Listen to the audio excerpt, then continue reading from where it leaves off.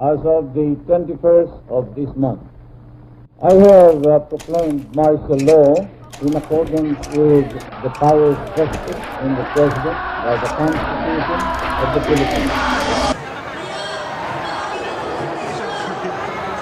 Also reclaimed a submarine raid. Natapos tayo nun. Tapos andito na naman tayo. After 40 years, andito na naman tayo. In 40 years, wala akong nakitang pagbabago sa gobyerno. Nananatili ang bulok na sistema ng gobyerno. Magpapahanggang ngayon.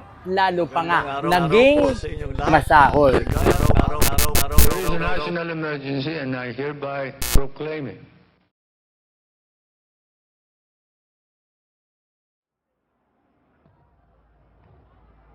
'73 na ako. Nag-umpisa akong kumilos, ang edad ko 18 years old. Dahil dyan, puro mga kasabayan ko. Tawag nga sa amin, first quarter stone eh. Puro kabataan, mga long hair pa, mga buhok namin nung araw. Siyempre ako, dahil curious lang ako, naghihalo lang ako doon. Narinig ko rin yung panawagan ni Cardinal na sumuportahan. Those of you who wish to help should do so. Hindi naman nagre-react ang mga kasundaluhan dahil nga sinasalubong sila ng mga kaparian, mga madre, na may mga hawak na bulaklak, may mga garland na iba't ibang forma, tapos may mga pagkain na binibigay, tubig, ganyan. Parang kahit hindi magkakakilala, high five, yung iba nag-embrace, iyakan sa tuwa, ganon. Iyak na naman ako. Hindi ko na lang malilimutan talaga yung saya ng tao nung malaman na the Marcos has fled. Kahit hindi magkakilala, yung mga artista andyan lang sama-sama sa pangkaraniwang tao. Yes, meron tayong kasabihan na ang taong hindi tumitingin sa pinanggalingan ay hindi makakarating sa kanyang paroroonan. Yun ang pinag-uusapan namin kanina lang. Parang nakakasawa or ano ba yan? Pero sabi namin, hindi tayo titigil. Hanggang kaya nating lumakad, lalakad kami, titindig kami. Dapat ang mga kabataan ngayon ay maging aware sa naganap noon.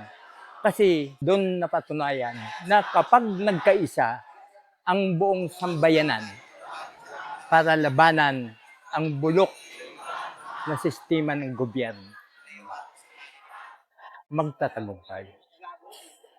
Marahas man siya o peaceful man siya, kapag nagkakaisa ang buong sambayanan, tiyak magtatagumpay. At kailangan